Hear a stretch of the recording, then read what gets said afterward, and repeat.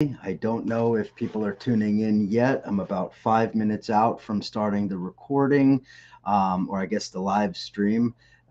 So if you are watching on Twitter or Facebook or YouTube or even Twitch in theory, welcome. I have no clue if this is actually streaming to all of those platforms. This is the very first time that I'm trying to do something like this using this new software. So it's absolutely possible that I have completely failed to correctly case. Then so hopefully that is not the case. In the meantime, I am just waiting for 9 o'clock to hit. Again, I don't know how many people are watching this where. This is the first time that I've ever streamed on multiple platforms. I'm sure this is a very much an everyday affair for a lot of these YouTube types, but this is brand new for me. So hopefully it's working. Hopefully you're watching on YouTube, Twitter, Facebook, and all of the rest of the places where, well, I guess YouTube, Twitter, Facebook, and Twitch are the only ones. I have a bunch of news to cover this evening, so we will get right into it here in 3 minutes. I have 8:57 here on the East Coast, 3 minutes out from the start. I have a lot of stuff to cover. Hopefully, this is going to be new for you, new information, stuff that's not really being covered in the mainstream press. I can tell you that as the war in Ukraine has dragged on, people's attention, as you might expect, has drifted elsewhere. Obviously, if you're living in the United States, we're living through our own turmoil that doesn't compare to what's going on in Ukraine. But hey, we all love our shiny objects on television. So a lot of people are not paying attention. And for that reason, among many others, including moral and ethical concerns and anti war principles and all of the rest of that, I am focused on Ukraine and international issues, everything that's going on internationally, because we are living through a period of well, crisis or overlapping crises. And we're going to talk about some of the things that are happening in Ukraine and also around the world. Not every story that I'm going to cover is Ukraine and Russia specific. I'm also going to talk a little bit about China, about Syria, about a number of other issues as well. So if you, for whatever reason, are bored of what's going on in Ukraine or bored of hearing me talk about it, then hey, I invite you to stick around for the stream, because later on a little bit I'm going to talk about some other issues. Of course, they're all related. Everything is related to what's going on in Ukraine, what's going on globally with economics and energy prices and inflation and all of these other issues. And so in any event, we are at 8:58, 2 more minutes. I will get started. Hopefully some more people are going to filter in. Again, as I mentioned, if you're just joining me, this is the first time that I'm streaming multiple streams on multiple platforms at the same time. Hopefully it's working. Hopefully you're able to follow on wherever you are following: Twitter, Facebook, Twitch, YouTube, obviously.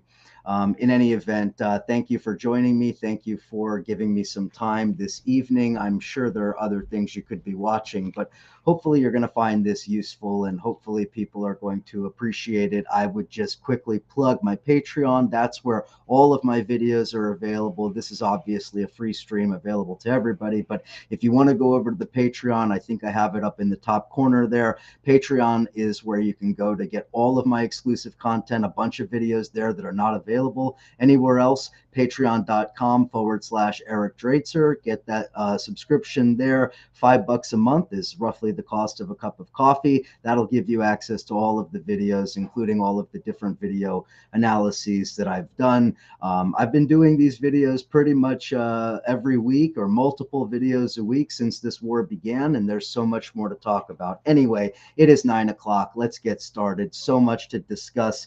Let me just prep by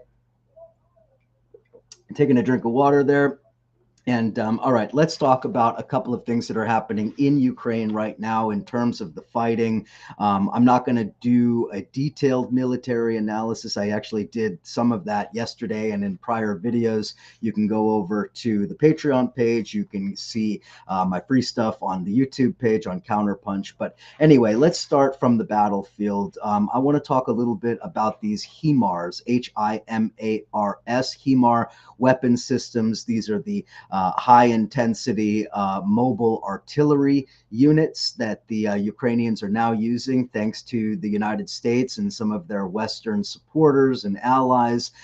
These are advanced weapon systems that really, I mean, the basic point that you need to understand is that the HIMARS enable, or HIMARS, however you want to call them, enable the Ukrainians to shoot at Russian targets from well behind the front lines. In other words, they can harass Russian targets from miles and miles and miles away.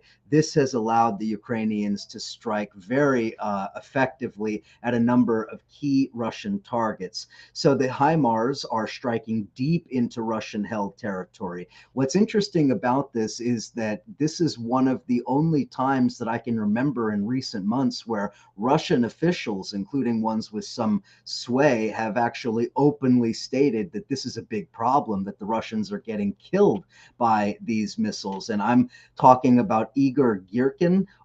If you are a veteran watcher of Donbass for these last 8 years, you probably know Girkin, although you probably know him under the alias of Strelkov.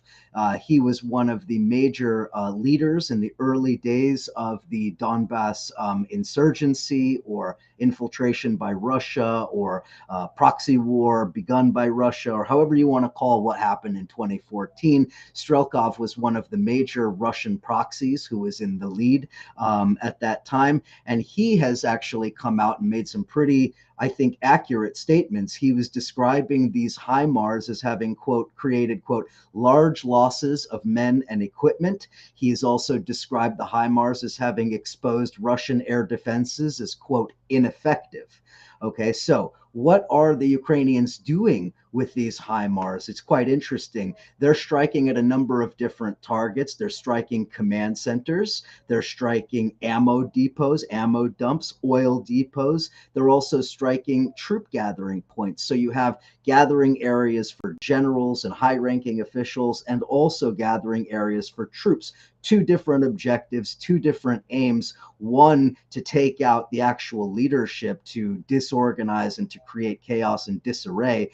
The other is not only to destroy, soldiers in terms of targeting them, but also a psychological effect, terrifying a lot of these Russian soldiers who are way behind enemy lines, thinking they're safe, and all of a sudden they're targeted by these advanced missile systems. You've had more frequent strikes from these HIMARS, 14 strikes, in fact, 14 on ammo stores that have been carried out by the Ukrainians, these depots that the Russians are using to store ammo. But it's not just ammo. Let's be very clear. We're talking artillery pieces as well here. So it's ammunition, it's artillery, it's a lot of the heavy weapons that the Russians have been using to pound cities like Mariupol and some of the others that are deeper into Donbass. So as I mentioned, oil depots, this is where we saw these massive fires, massive smoke that was being captured on video. That's also as a result of some of these strikes. Now, as I said, 10 command centers, 10 troop gathering points. Russia has claimed that they have destroyed Ukrainian ammo dumps that were, housing some of these HIMARS. This is not confirmed.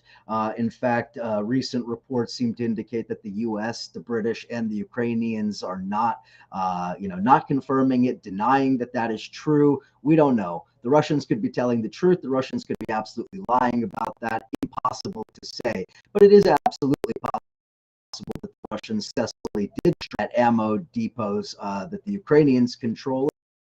And it's possible that they eliminated some of those HIMARS. However, unfortunately for the Russians, the United States has already agreed to provide $400 million additional funding in terms of weapons and material support, and that will include 4 more of these HIMARS systems. So now here's an interesting tidbit going back to Strelkov. Strelkov makes an interesting statement. He talks about how successful and effective these HIMARS are, and he says that in order to stop these HIMARS from continuing to pummel these Russian targets, that Russia needs to sort of take the leash off of the military. And specifically, he says they need to be targeting and striking Ukrainian infrastructure in order to prevent the HIMARS from actually making it to the battlefield. Now, I want to just back up for a second. Deliberate destruction of infrastructure is something we've seen over and over again throughout this war, but let's just be very clear.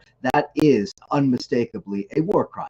We know that the deliberate targeting of civilian infrastructure is forbidden by the Geneva Convention. It is a war crime, and the Russians are doing that. They have clearly been doing that almost from the beginning. We've seen this in the form of targeting of agricultural, grain silos, agricultural targets, hell, even shooting missiles into fields to burn crops. So the Russians definitely have sort of begun to loosen the chains, as it were, to loosen their collars and to move forward with carrying out these kind of crimes. Now, Strelkov is not necessarily the voice of the Kremlin, but he is somebody with a tremendous amount of influence and somebody who more or less does represent a certain kind of thinking within the Russian state. So it's very interesting to watch as the Ukrainians continue to use these weapons, and we do have to pay attention to that. All right, I want to move on here. I want to talk a little bit now. I'm going to move away from the battlefield. I want to talk about energy. Energy is a critical issue. This is something that is going to really begin to take hold as one of the major global issues in the coming months, especially as the weather turns cold. So Europe's worst nightmare is about to become a reality. And what I mean by that is that they have absolutely no way of knowing how Russia is going to respond to European pressure vis-a-vis Ukraine as it relates to oil and gas shipments. So there is very real consternation in Europe right now that Russia is going to cut off the gas. Whether or not they do this overnight, whether they do this in a sort of phased in way, it's not entirely clear, but there are people in Europe, leaders in Europe, who are really fearful of this. Now, let's back up and put a little bit of context and scale onto this. Europe's total imports of gas are astronomical, and 40% of those imports come from Russia. So you're talking about a gigantic proportion, nearly half of all of Europe's gas is coming from Russia, and that is what is potentially at stake here. Now, there are experts in Europe who have already been asked about this and have given, a wide variety of opinions, but I would say that very clearly the consensus is that Europe is now facing its most severe energy crisis at any point since World War II. And really, and I'm going to talk about this in a second, the crisis in terms of the policies that are going to be implemented by the Europeans, these haven't been seen at any time during peacetime, at any point in the last century. So the Europeans are facing a very, very real crisis. As of I guess it was last week, Europe's gas price had shot through the roof. It was nearly $50 per MMBTU. Now, I'm not an energy expert. I had to look that up. That is the acronym for Million British Thermal Units. So that is one of the units of measure for gas. It's not just cubic feet like we do with the gas fields. It's also, anyway, I'm not going to get into it. The point is, it's $50 per unit, which is a massive sum, relatively speaking. Now, according to some of these experts, the European price for gas has increased tenfold over the increase in the United States. So the United States is a major oil and gas producer itself, producing a lot of the energy of its own consumption. This is both from traditional wells, but also from fracking and other forms of extraction, dirty energy extraction, etc. But the U.S. is more or less to some degree self-sufficient. Self-sufficient is probably not the right term. The U.S. still does import a tremendous amount of energy, but it also exports. So anyway, the United States is not feeling the heat in the form of these gas prices the way that Europe is, and that obviously has social and political implications, ramifications. Now, let's take a look at one of the major pipelines. Remember back to the beginning of this war.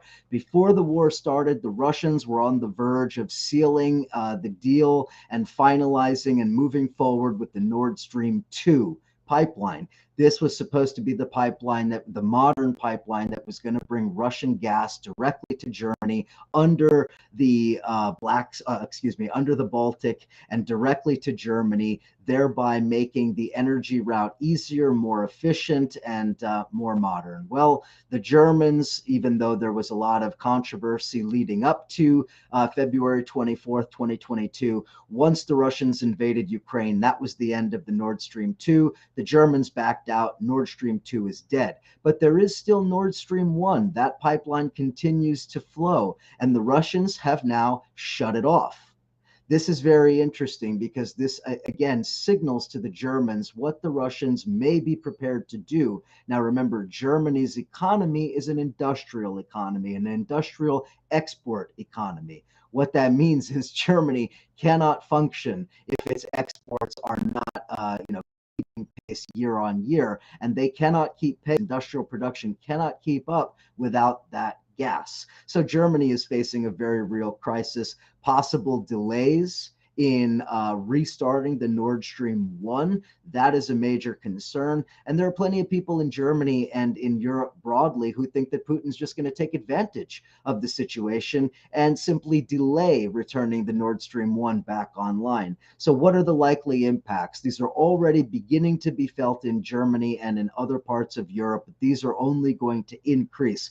The first, and especially in Germany, gas rationing. Get ready. If you're in Europe, get ready for rationing of gas. Get ready for a very cold and dark winter. The second is, aside from gas rationing, you are likely to see industrial shutdowns, factories closing down, maybe temporarily, maybe permanently, as the energy simply isn't there to keep the doors open and to keep the output flowing. And so you're going to see shutdowns, you're going to see layoffs. You're also going to see a lot of economic dislocation as these factories and other things begin to close down, people's jobs being lost, economic hardship setting in for a lot of people. This is a very real concern. And if you are in the ruling coalition in Germany, Scholz and others, you are obviously extremely nervous. And that's why we've seen Scholz and others in Germany backing away from some of the more radical rhetoric that was being used in the early part of this conflict.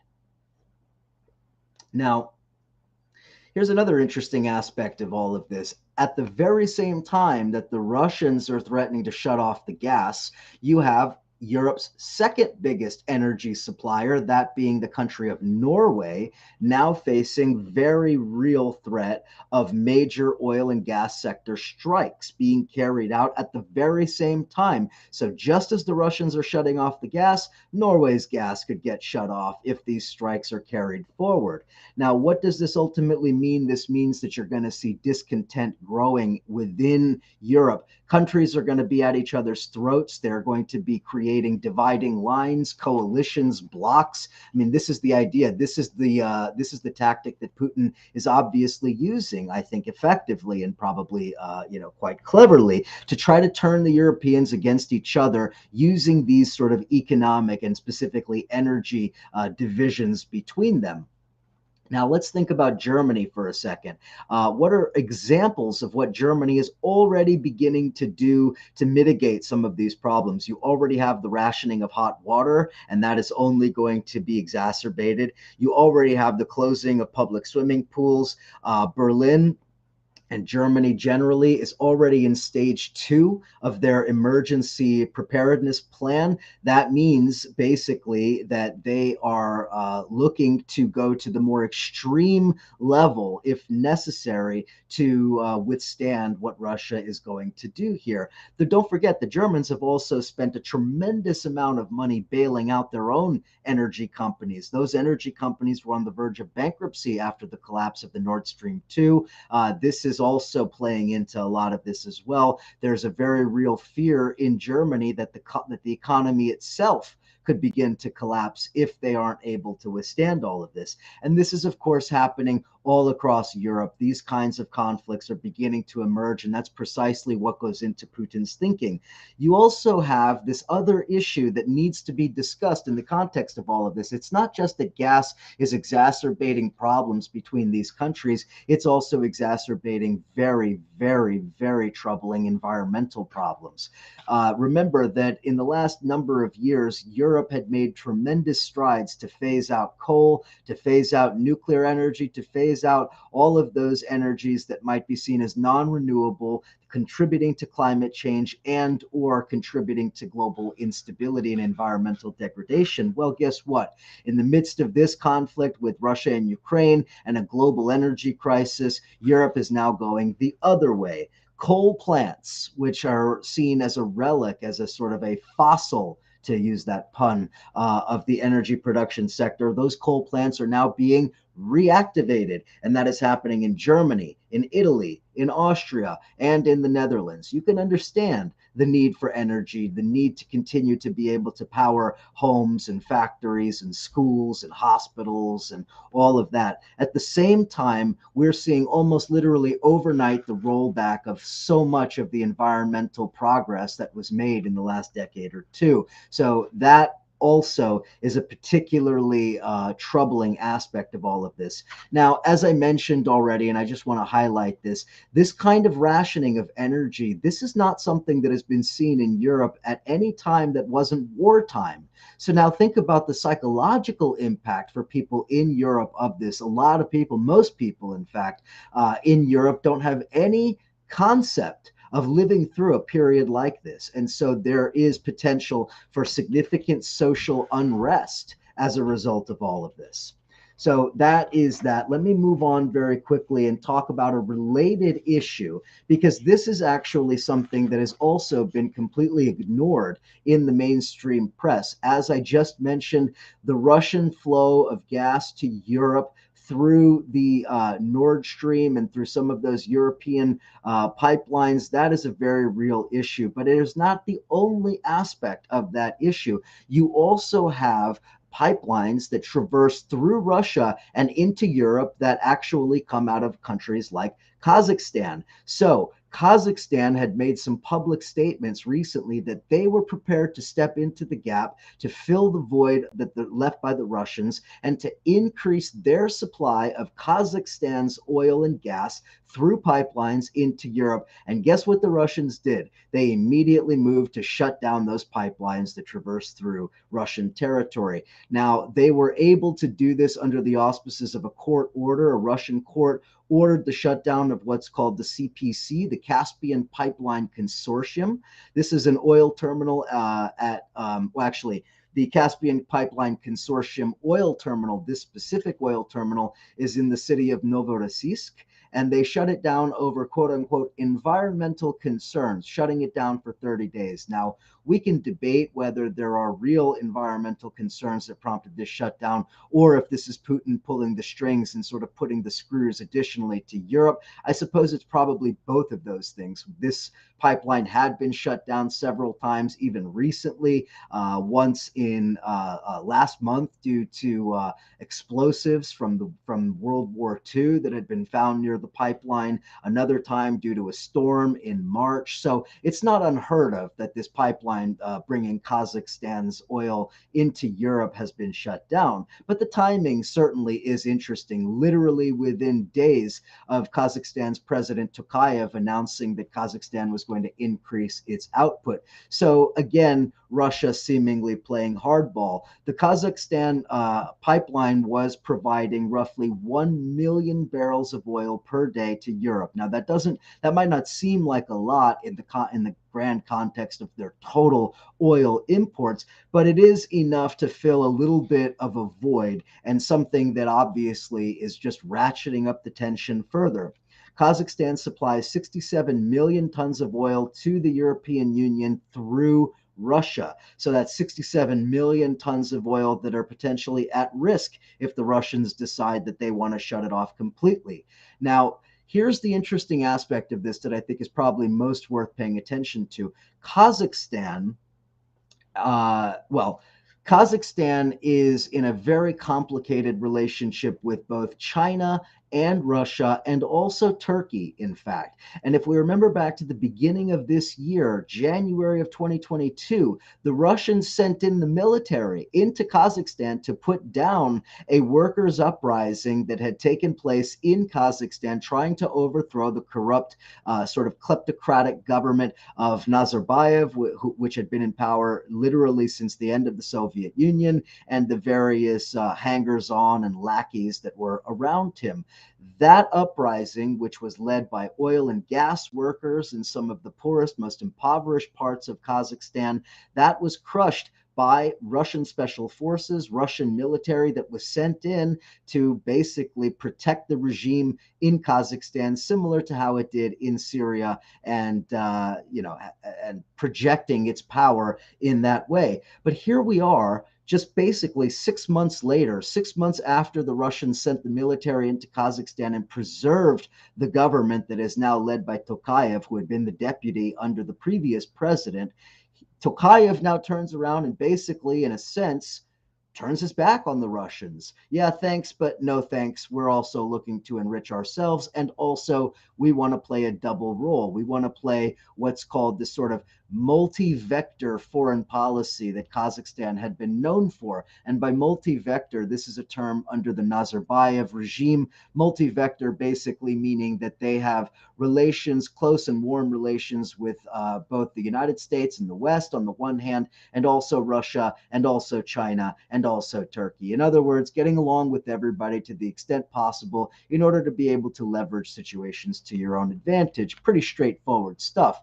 But the question is whether or not that's an outdated strategy now. Can Kazakhstan really rely on that kind of a strategy? If they're trying to play both sides, Putin seems to have sent a pretty clear message that no, you're either with us or you're with the Europeans. And if you're with the Europeans, you're an enemy.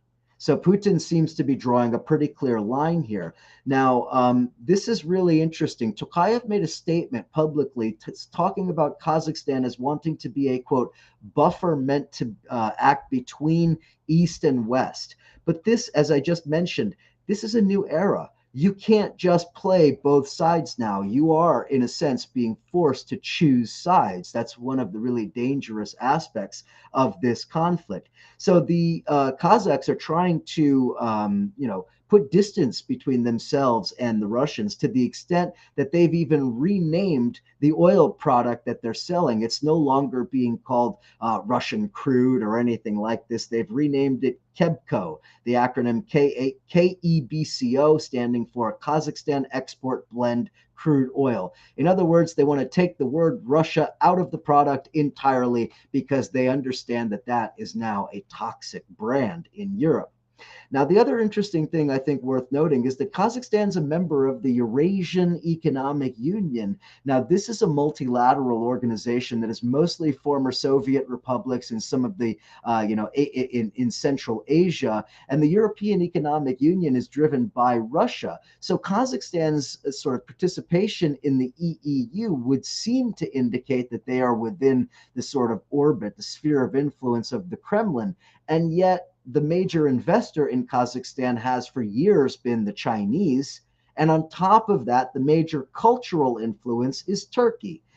These are Turkic people. Their language is of the Turkic, the family of Turkic dialects, and the Turkic sort of pan-Turkic vision sees the Turkic people as stretching from Istanbul all the way east to Western China and Xinjiang, with the Uyghurs also a Turkic-speaking people. So this then brings up a lot of very interesting geopolitical and strategic questions and conflicts about the role, not just of Kazakhstan and Central Asia, which I'm going to talk about with another issue in a few minutes, but also the role of Turkey as it relates to Russia and all of these other issues. And so I don't have time to go into all of the different specifics here, but basically, we should keep in mind that although you have a lot of these issues ongoing, you don't have great solutions. Putin is able to pressure Kazakhstan. He's able to control this flow, and there are no real alternatives for Europe. There's been talk in Europe about U.S. Oil tankers coming and tankers bringing energy to Europe, but there are no terminals to accept that energy. How do you do that? You spend years building new terminals. You'll spend even more years building new pipelines, 3 to 5 years minimum for Europe to move off of Russian gas and Russian oil. Kazakhstan plays a role in all of this, as do some of the other countries. But take a look at the Middle East and North Africa, countries that were expected to try to move in to fill the void that Russia was leaving behind, and they have not been able to do so. Neither Algeria nor Qatar or the UAE or any of these other countries have really stepped up to fill the gap. So that leaves Russia very much with a tremendous amount of leverage. All right, let's move on. I want to talk about a number of stories now about repression inside of Russia. This is really important because it's very difficult for a lot of people, especially if you're not following, independent Russian press that's based outside of Russia and or Russian language press. So let me run through a couple of these stories, and they're all kind of interconnected with the theme of legalization of political repression in Russia. So the first story I want to highlight, this is the denial of freedom of assembly in Russia, now officially announced by Putin's government. This is now ostensibly being, prohibited. That is to say, large gatherings, public mass gatherings being prohibited ostensibly because of COVID. And now they're using COVID to say, actually, you're not allowed to have any mass meetings publicly in Russia until the World Health Organization declares the end of the COVID pandemic. Who knows how long that would be? 6 months, a year, 2, 3, 5? Who knows how long that might be? In other words, this is the sort of de facto formalization of the repression of free speech in Russia. Now, the Russian government has informed opposition political parties of this, saying most public events are going to remain banned until that formal declaration. Boy, is that convenient for Putin. Now, let me ask you all this question. How in the world are you supposed to stage an anti-war rally in Russia if the very notion of a mass public gathering is illegal?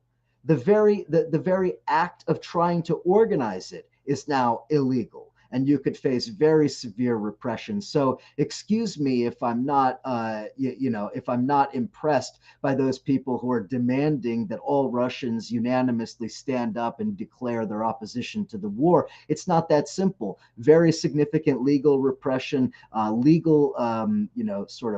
formal structures being put in place to prevent exactly that sort of thing. It's impossible to say just how much of Russia is truly anti-war until we can see some kind of public displays. Now, Putin, for his part, had no issue addressing tens of thousands of people in a stadium in Moscow when he was running his own political event. But of course, as Mel Brooks famously says in History of the World Part 1, it's good to be the king. Putin can do whatever the hell he wants, but regular, ordinary Russians, they certainly cannot.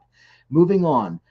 We have another story coming out of Russia about yet another attack on basic fundamental rights in Russia. This is a new law that is being expanded in Russia that effectively makes being gay illegal in Russia. Now, we all know the tremendous repression that is faced by the LGBT community in Russia has been for a long time, certainly since 2013 and the creation of the so-called anti-gay propaganda law in Russia that essentially prevents the discussion openly of LGBT issues with minors. They're now extending this law to cover everybody. In fact, they're essentially remaking the law to essentially outlaw homosexual and other quote unquote non-traditional relationships in Russia. The State Duma Information Police Committee has endorsed a total ban on the quote promotion of non-traditional relationships, close quote.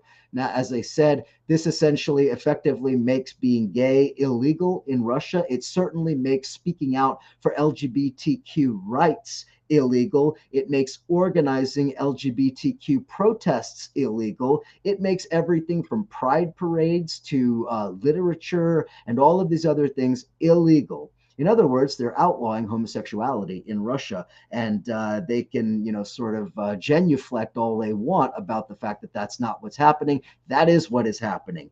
This will apply to all forums. It will make illegal public displays of affection from non-traditional relationships. It will apply to both online and offline statements. It will apply to all forms of online and other entertainment, including movies, television, streaming services, all of it. All of it will fall under the broad umbrella of this anti-LGBTQ law. This is ghastly. Now, we've seen, of course, pogroms against the LGBTQ community in places like Chechnya. We've seen the way that they've been targeted in Russia. Many of the LGBTQ activists have had to leave the country completely in the last decade or so. But this is now taking it to an even more extreme degree. This is effectively banning homosexuality in Russia, an extremely reactionary position, and one that is obviously calculated by Putin to try to sort of promote the idea that Russia is the defender of traditional values, of conservative Christian values, and all of this other stuff. Well, the truth is that this actually puts Russia into a pretty rarefied space as one of the most hostile countries to LGBTQ people in the world. In fact, it puts Russia directly at odds with Europe, with the European Court of Human Rights, the United Nations, etc. And that's exactly what Russia wants. They are defining themselves in opposition to what they describe as the Western, quote unquote, totalitarian liberalism or liberal totalitarianism or whatever nonsense terms the Russians are using. You can see it even in Putin's speech today, where he talks about the quote unquote liberal world order and how Russia is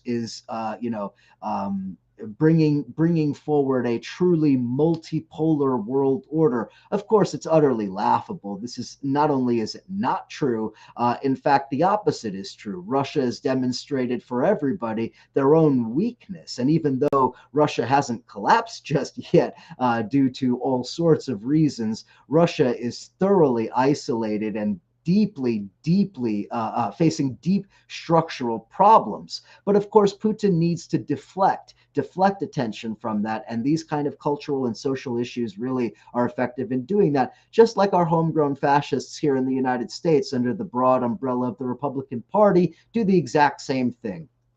So not exactly a surprise that they're doing that. Of course, my heart goes out to every LGBTQ Russian, those of you who are having to go into hiding, those of you who are having to make the decision to leave the country, whatever it is that you're doing, I feel terribly for all of the repression that you're facing. And of course, I'm not going to stop speaking about it because people do need to know it.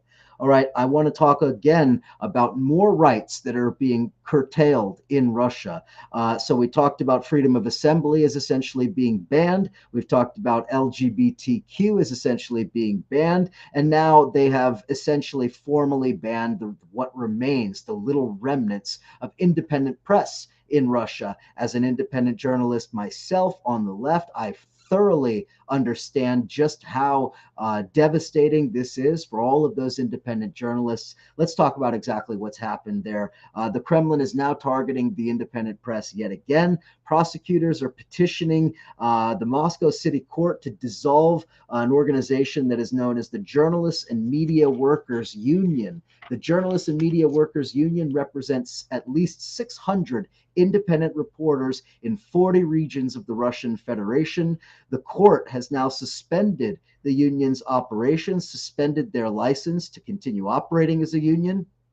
And this came forward, or rather, this decision was handed down on July 4th because of so-called misdemeanor charges against the union for quote unquote discrediting Russia's armed forces. Discrediting Russia's armed forces, that's their great crime. In other words, for reporting accurately on what's going on in Ukraine, the journalist union has now been disbanded by the Russian authorities. Now, go ahead and tell me that Russia is not turned into a fascist dictatorship. That is exactly what we're talking about here.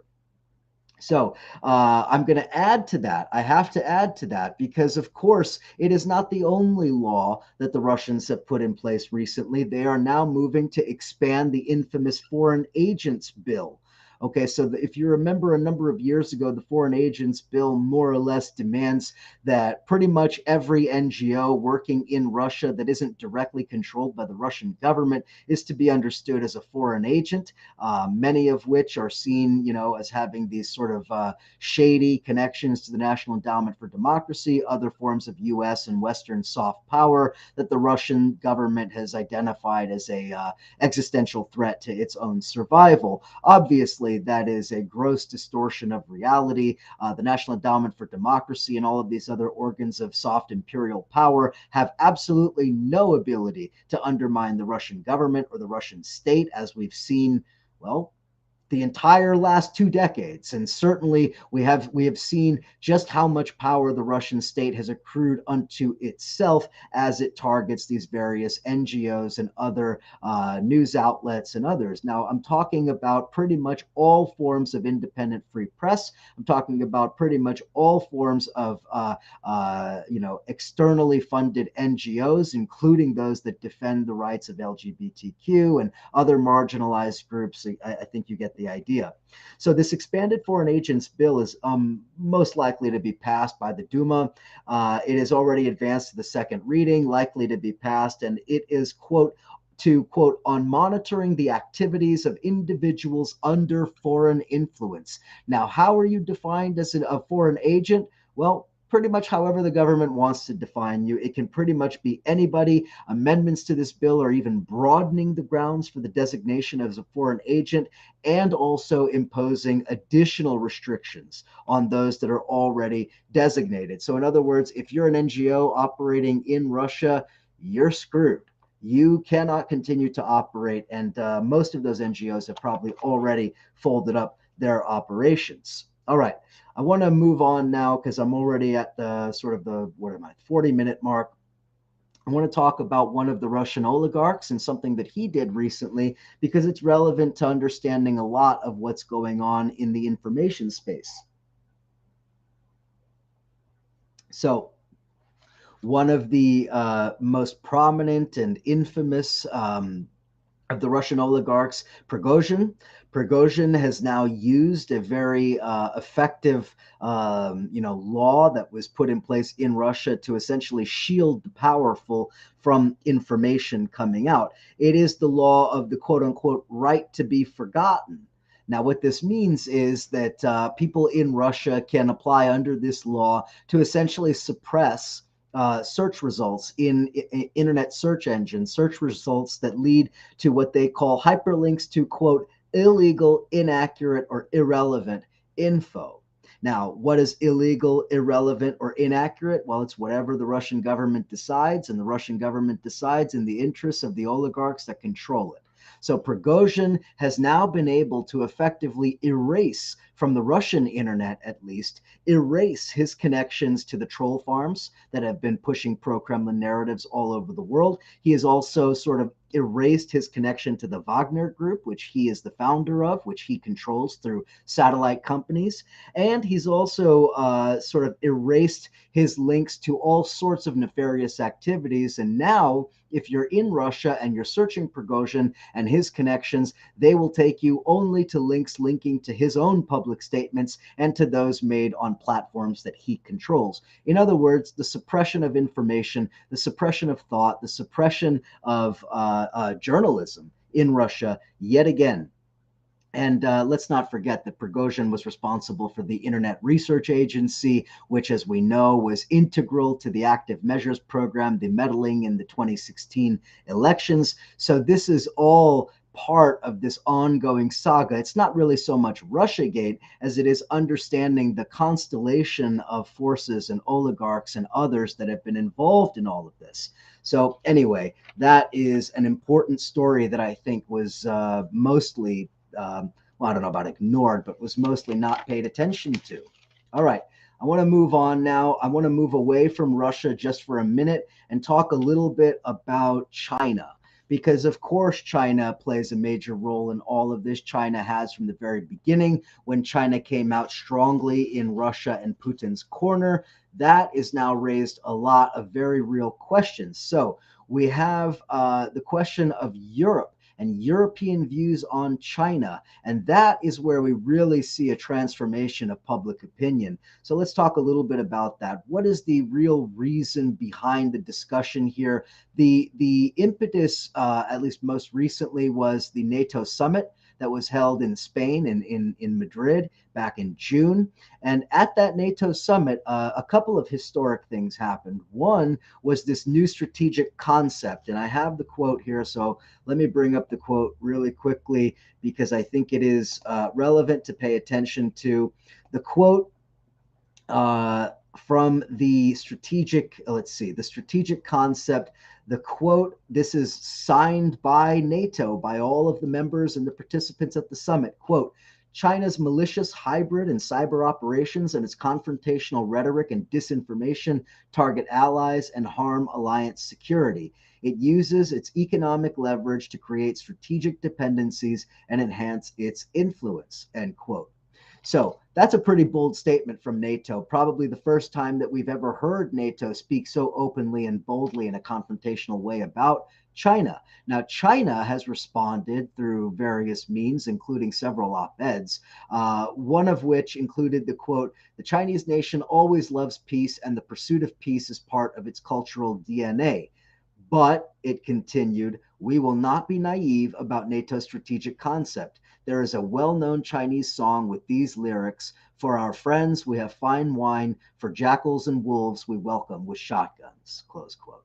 So the Chinese are saber rattling here, basically making it very clear that not only do they not accept NATO's strategic concept, they are actively going to not only oppose NATO, but continue to steadfastly support Russia. At least that's what seems to be implied here. We know that the Chinese are not going to get into a shooting war with the United States anytime soon, but to welcome with shotguns is another way of saying that their support for Russia will continue irrespective of belligerent statements coming from warmongers and imperialists in Washington, in Brussels, in London, and elsewhere.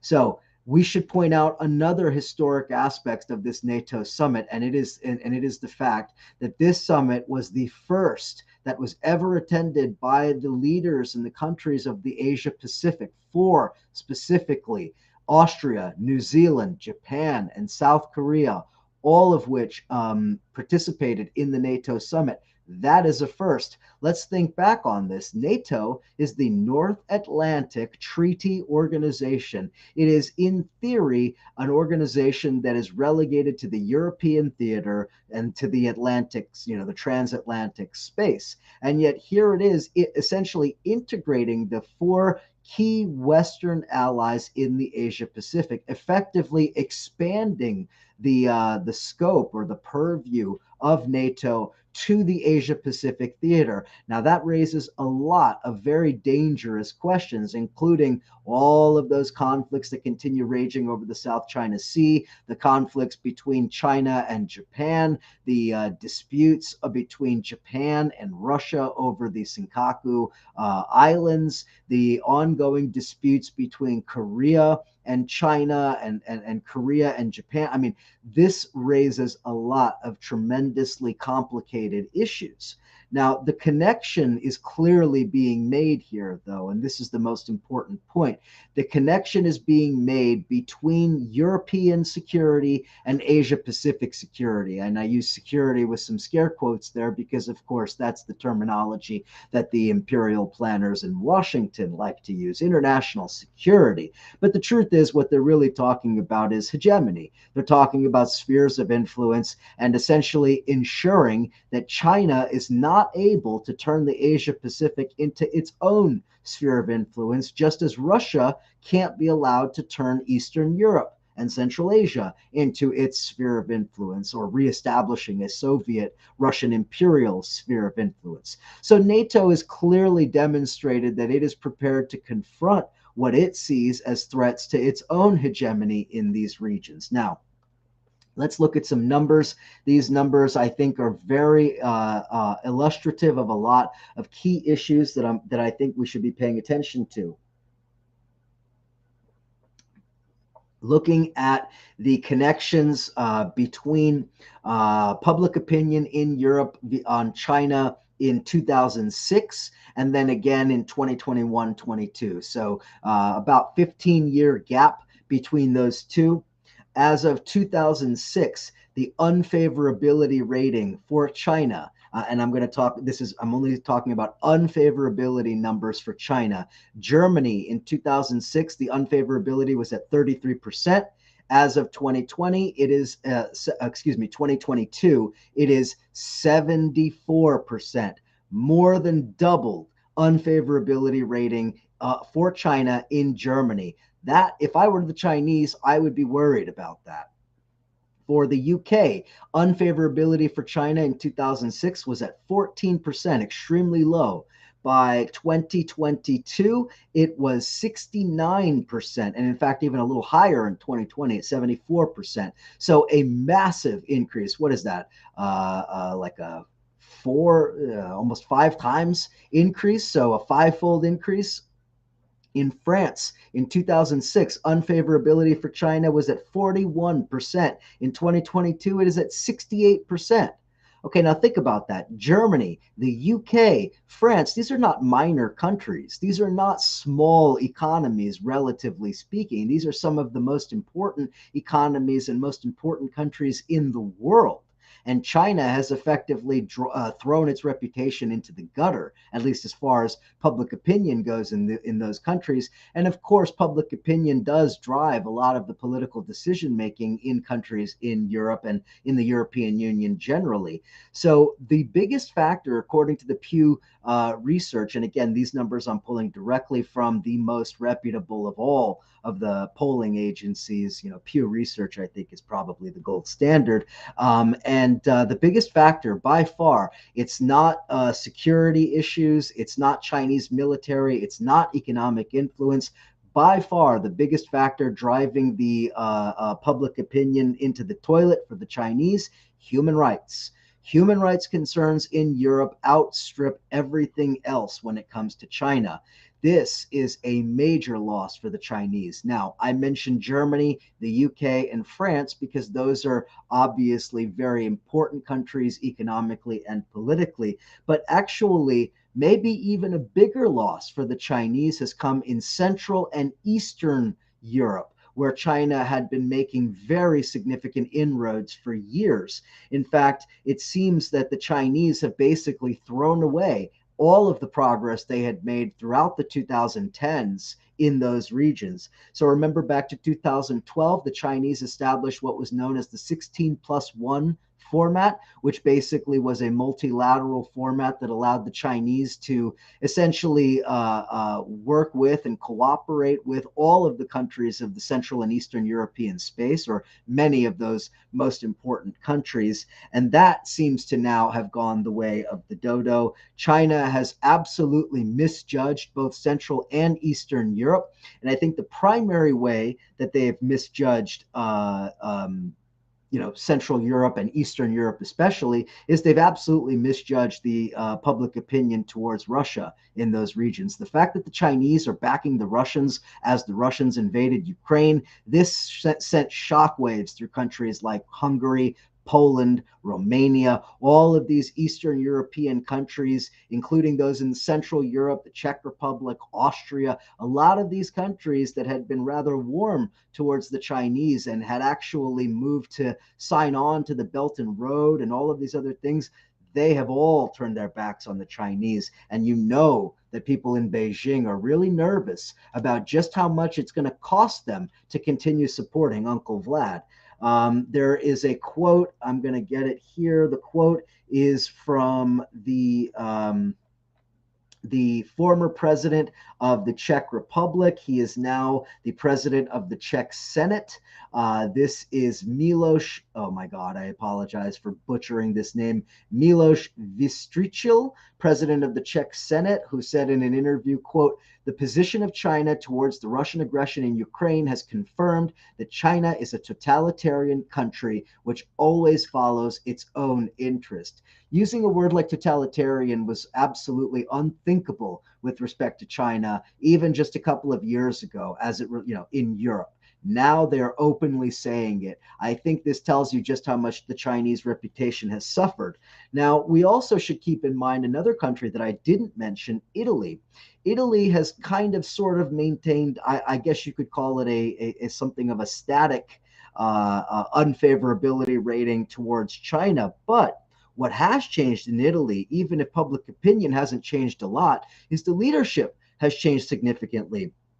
Now you have Mario Draghi in charge in Italy, and Draghi, formerly of the European Central Bank, the Troika, all of those international institutions within the European Union. This is somebody who sees the United States, not China, not Russia, the United States as the primary partner for European countries and for Italy. And so this is now raising the question, has Italy moved out of the Chinese, cooperation orbit? Is this now threatening all of those Belt and Road investments that were supposed to come to Italy? I think that continues to be a very interesting open question. And if I were sitting in Italy right now, and if I were a business owner in Italy right now, I would be very nervous that we're going to miss out on all of that Belt and Road investment. And simultaneously, I would do everything I can to make sure that public opinion stays exactly where it is, because unlike in those other countries, Germany, France, Britain,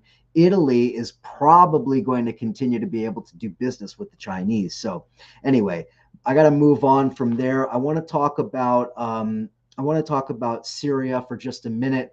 I'm not going to go in depth on this because I'll probably do another another video on this issue. This will be on the Patreon page. I haven't been plugging that, so let me quickly do that. If you want all of these kind of videos, they're all available on Patreon. I have it up there in the top corner, patreon.com/Eric Draitser. That's where all of the exclusive videos live. This one will be no exception. It'll be there as well. Okay, so talking about Syria, I just want to make note that Bashar al-Assad, who obviously was saved in terms of maintaining his power by the Russians, protected by the Russian military and the Wagner group and all of the others that streamed into Syria to fight against ISIS, and also to fight against the forces that rose up against Assad and to crush the whatever forces opposed Assad.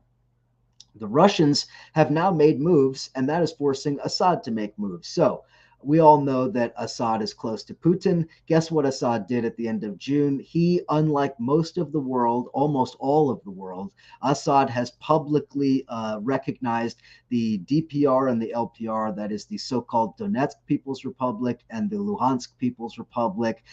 These are, of course, fictional entities created by Russia, as we know, for the purposes of enriching themselves and creating a frozen conflict, et cetera, et cetera. I probably don't have to explain the nature of the Donbass war to anybody following this video.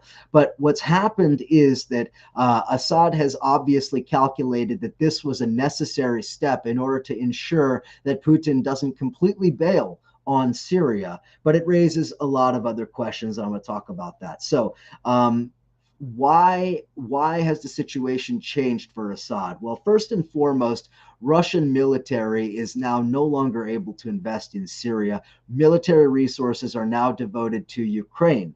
One aspect of that is the loss of the primary general that had been leading the Russian effort in Syria, a guy named General Alexander Dvornikov, one of the most highly decorated of all of the Russian generals, pretty much universally known as the most effective of Russia's military leaders. He was leading the effort in Syria. He's now leading the effort in Donbass.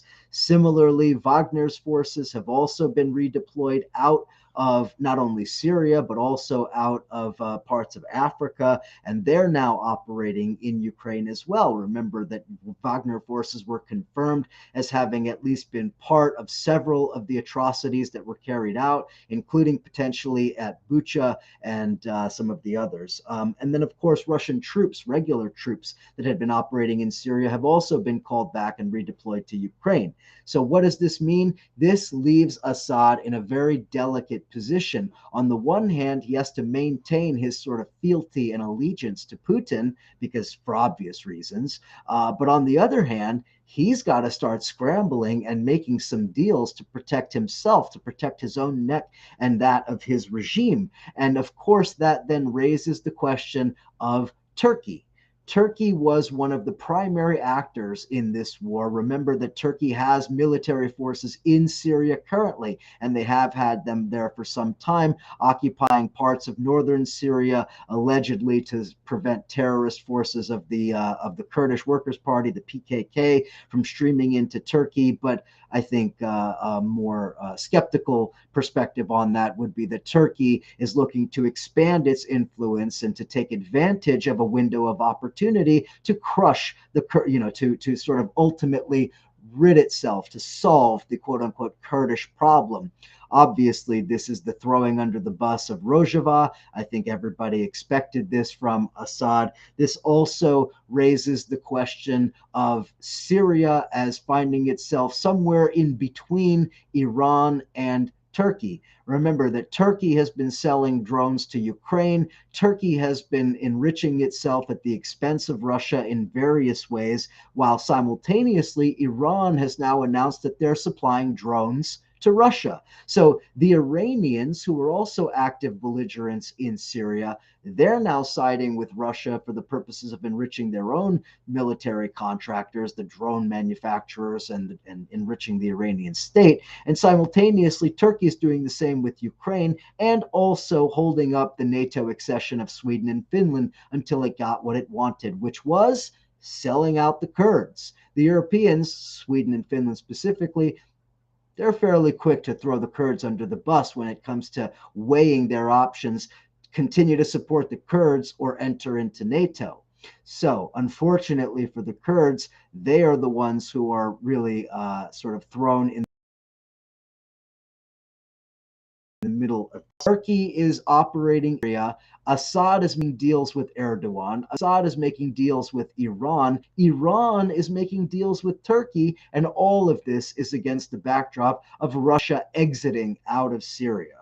So you can see that there's a more complicated regional geopolitics that's happening here that needs to be paid attention to, and it is being affected by what's going on in Ukraine. Remember, we also had reports that some of the fighters that had been paid by the Russians, local fighters, I shouldn't say local, not just Syrian, but fighters from Libya, from other countries that were imported into some of these war zones in Libya, where the Russians were backing General Haftar during the civil war, in Syria, where the Russians were backing Assad during that war.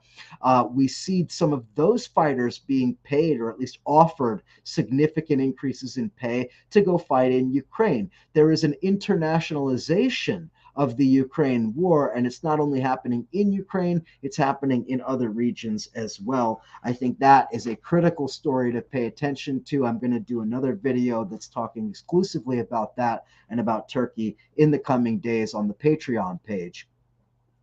Well, I'm over an hour, so I guess I'm going to wrap it up with one final story here, and then I'm just going to quickly look and see if anybody was asking any questions as I try to figure out the best way to use all of this software. Let me just see. Okay, I see some people saying watching on Facebook. Okay, apologies to everyone who's been sending messages. I just realized there's a chat window here. My apologies. So in any event, the final story that I want to cover here is the story of the so-called volunteers going to Ukraine, coming out of Chechnya. There's been a lot of talk about Chechen volunteers going back to the very beginning of this conflict. So all new quote unquote volunteers that are heading into the war are not actually volunteers. These are people that are being pulled out of Chechnya and essentially forced through various forms of coercion, forced to serve in Ukraine.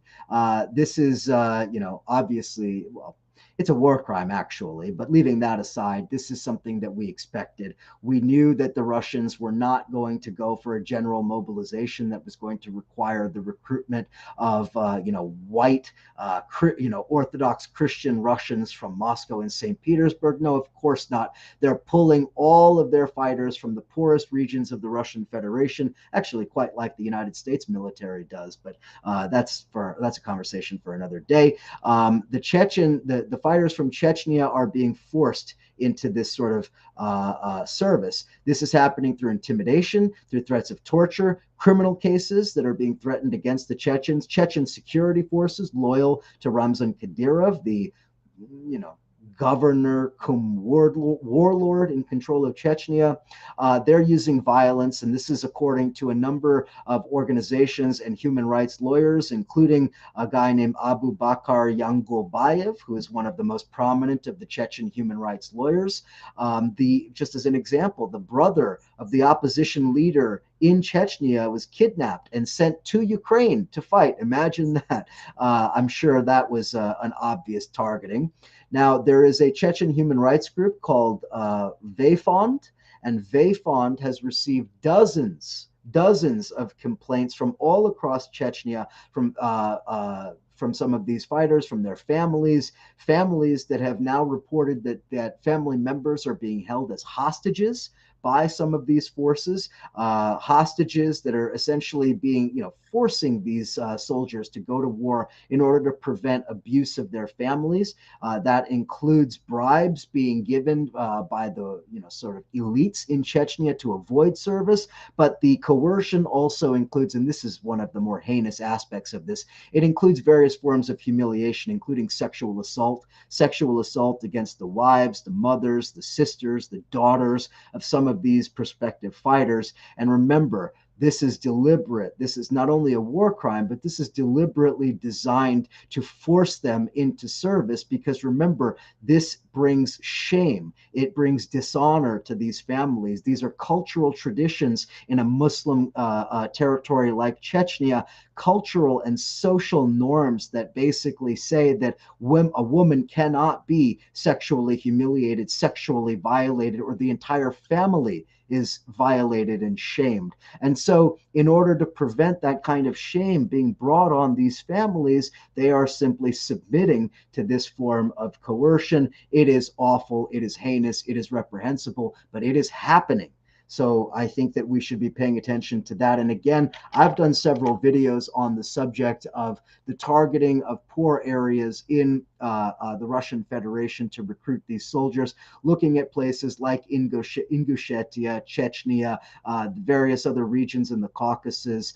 These territories are providing the bulk of the soldiers who are acting as essentially cannon fodder on the front lines, where heavy casualties are being taken. This is an unsustainable situation, but for Putin, this is out of sight, out of mind for a lot of the, affluent Russians, the ruling classes, those that live in the big cities. This is totally out of sight, out of mind. They don't think about Chechnya. They don't want to know anything about Chechnya, and they certainly don't want to know what it's taking to put those boys into uniform and send them to Ukraine to die.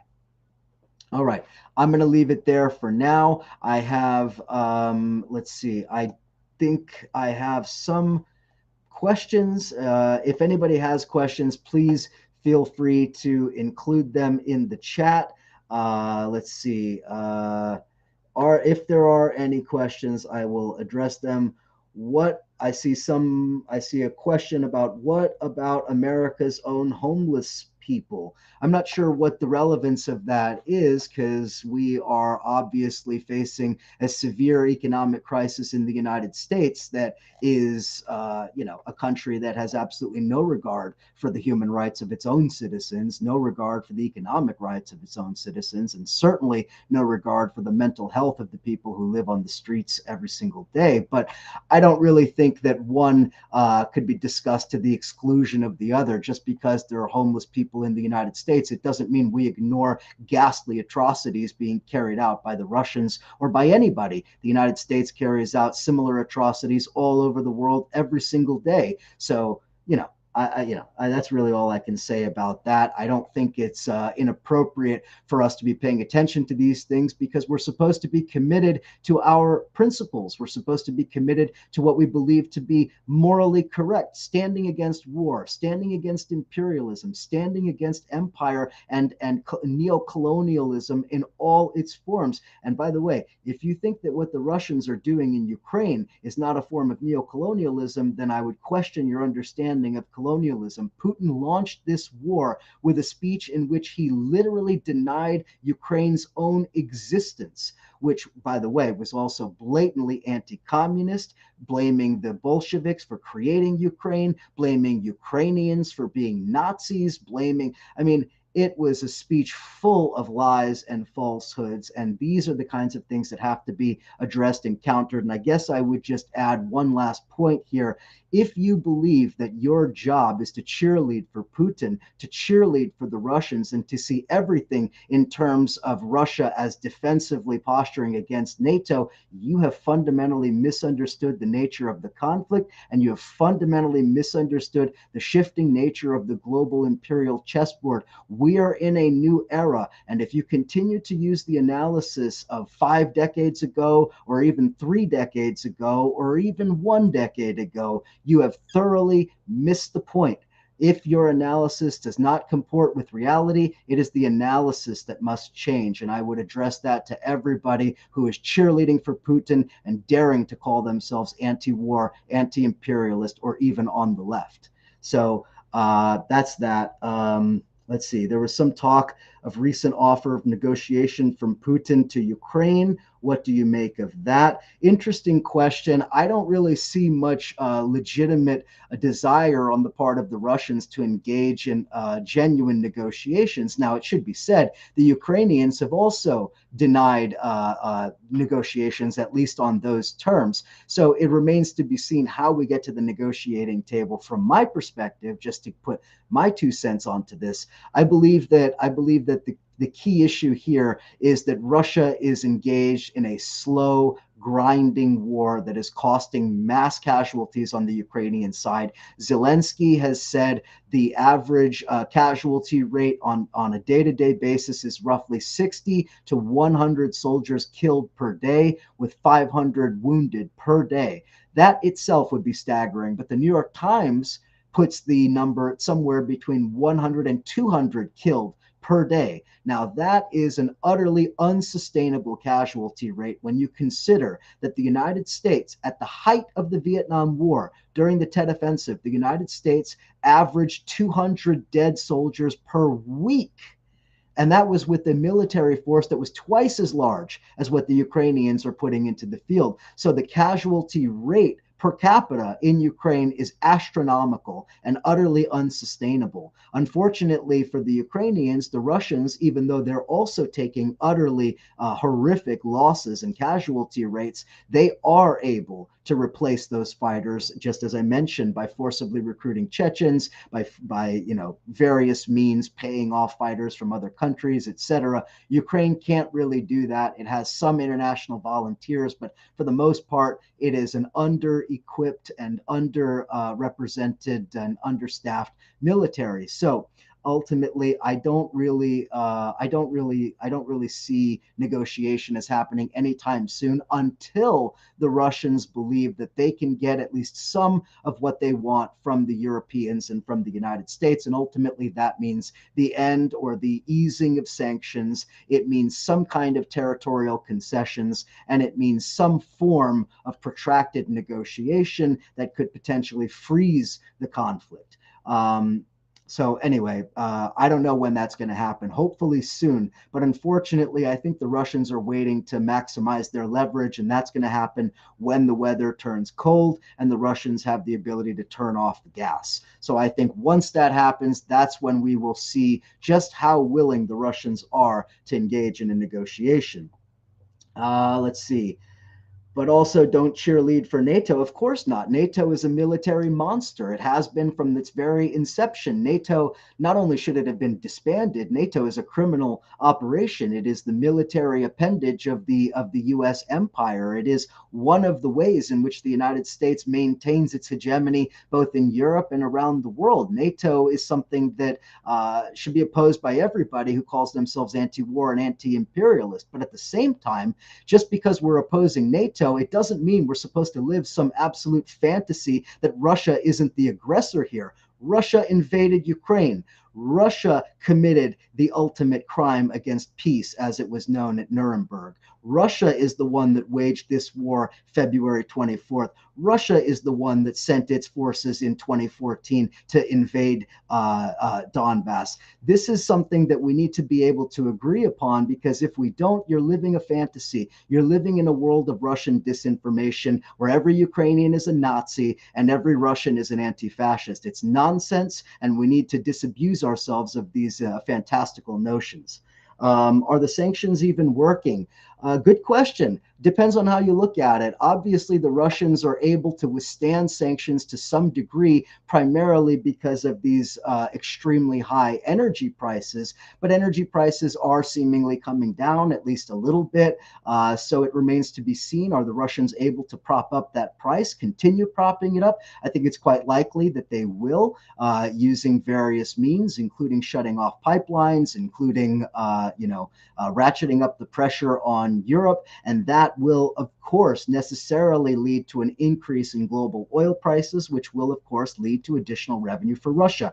However, it's not all rosy for the Russians. Remember, the Russians are selling oil and gas at extreme discounts to places like India and China, and the Indians are turning around and then selling that discounted energy to Europe and to other parts of the world. So Indian middlemen are making money off of Russian oil and gas because the Russians cannot sell their oil and gas on the world market. So despite all the chest thumping from Putin and, sort of Gazprom riding high on these record prices, under the surface, there are very real structural problems that the Russians don't have good answers for. But leaving that aside, sanctions are working in other ways. It just depends on how you look at it. I think the sanctions are probably hurting Europe more than they're obviously helping Europe, but they're also hurting Russia tremendously. Russia can't modernize its military. Russia can't continue to produce its contemporary models of tanks, of fighter jets, of bombers. It can't maintain its software companies. It can't maintain a lot of its hardware. It can't access microprocessors. It can't have access to a lot of high technology that is produced in Europe, including medical instruments, scientific instruments, engines, advanced machine tools. All of these things are running short supply in Russia. And it's a major, major problem, because to the extent that people can continue to buy consumer goods and have a sense of normalcy, you hear people complaining and griping all the time. Just take one example, McDonald's. McDonald's exits out of Russia. McDonald's, of course, was iconic in Russia. It was the symbol of American capitalism entering in the post-Soviet, in the late Soviet and the post-Soviet period.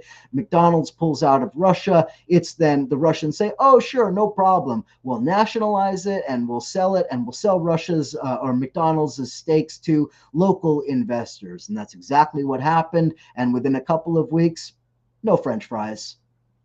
I mean, this is what I'm talking about. It seems simple and like a small thing, but it's actually quite a big deal. This was symbolically a very, very important thing in Russia. The ability to be able to transition away from a massive Western corporation like McDonald's to an indigenous homegrown ownership, and it failed. Now they're saying they've run out of potatoes and they've run out of French fries for the next several months. This makes it something of a joke. Now, that's a minor example, but you could point to 100 other examples of similar areas where the Russians are really failing in the form of import substitution. I would point to a couple. That would be airline and airplane maintenance. They cannot access the airplane parts. They cannot access the technicians, many of whom came from Europe and from European companies and contractors. They're not operating in Russia anymore. How are they going to fix their planes? How's Aeroflot going to continue running its commercial airline fleet, airplane fleet, if they can't fix their engines, if they can't replace their parts? There's very significant structural problems inside of Russia that, of course, Putin wants, and the Russian government and Russian propaganda wants to pretend don't exist, but they're there, and they're very real, and they're very costly, and there's not an easy answer for how Russia is going to fix it. I could go on, but I have to leave it there. Let's see. Uh, Anybody else have questions? I see a lot. Let's see here.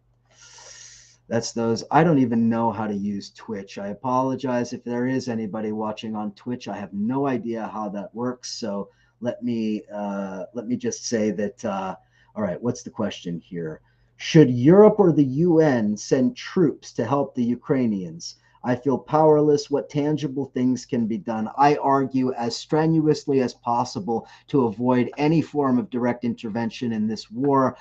It is the most assured path to a global catastrophe. If we fully internationalize this war, it then takes whatever restraints still exist off of the Russian military effort. It would then potentially make other countries into legitimate targets for Russia or its allies like Belarus. In fact, I just did a video yesterday talking about some of the statements, or I think it was yesterday, talking about some of the statements from Belarus, including some of the high-ranking officials in Belarus who have said quite openly they will target Poland. They will do a first strike on Poland if Poland continues to agitate and continues to support the anti-government forces in Belarus and continues to supply arms and or material support to Ukraine. So now I'm not suggesting that Belarus is going to attack Poland anytime soon, but their statement was certainly ominous, where they said that they will attack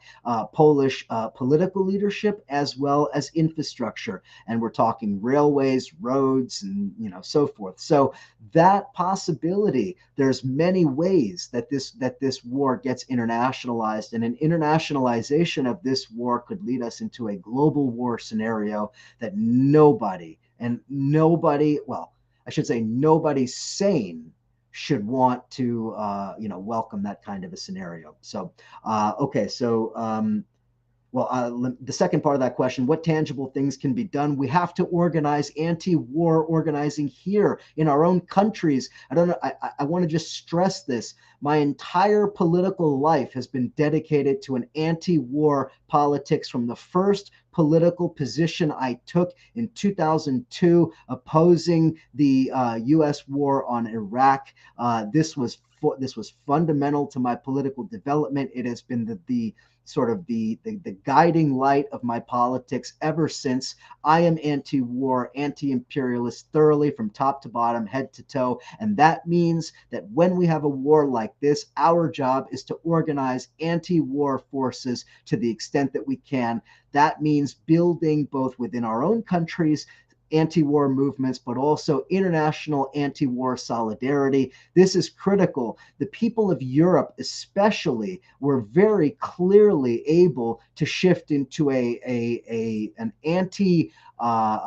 pro-Ukraine, anti-Russian position, but when led by the nose by a lot of their leaders, including those that are very much beholden to NATO, it turns a lot of Europe into a sort of a space where a kind of pro-Ukraine solidarity / pro-aggression politics can rear its head. Now, I'm not blaming Europeans for seeing Russia as the aggressor. That's correct. But I am nervous that there is a kind of a lack of thinking about the true implications of this kind of politics in Europe. The Europeans should understand that the United States is perfectly willing to let Europe invest in bleeding the Russians dry. The United States sits comfortably on the other side of the Atlantic while Europe will undoubtedly face the fallout of a nuclear exchange, face the fallout of any potential expansion of this conflict. So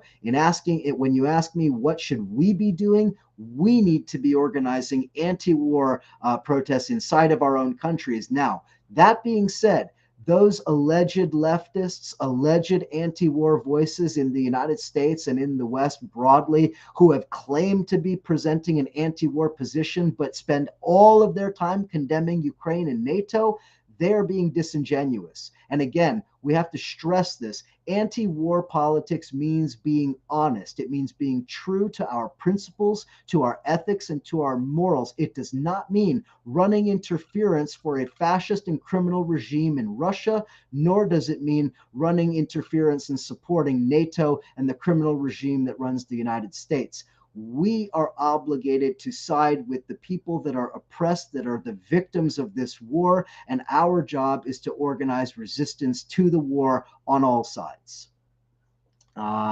Is it possible that the USA is using a rope-a-dope strategy in Ukraine? Well, that's imperialism. I mean, yeah, of course, there are strategic planners in Washington who see Ukraine as a potential quagmire that they can sort of entrap Russia in permanently, and sort of, I guess rope-a-dope was the term used in the question, but sort of bleed Russia very slowly on the battlefields of Ukraine, similar to Zbigniew Brzezinski's plan to suck the Soviets into Afghanistan using the Mujahideen. This is an overly simplistic analysis, and I would not apply that directly to Ukraine. But at the broadest level, yes, there is a desire by the imperialists of the West to see, at least by some of them, to see Ukraine as the graveyard of Russia as a world power. Unfortunately for them, I don't think that's likely. Instead, what's far more likely is a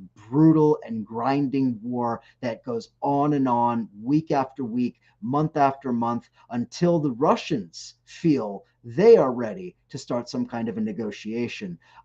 So anyway, yes, of course, the USA is using Ukraine just as the USA uses every conflict. The USA used Syria to try to achieve its objectives.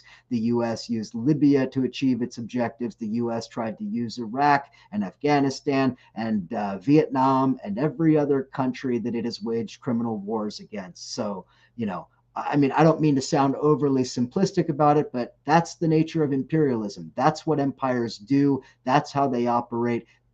And that's what the US is.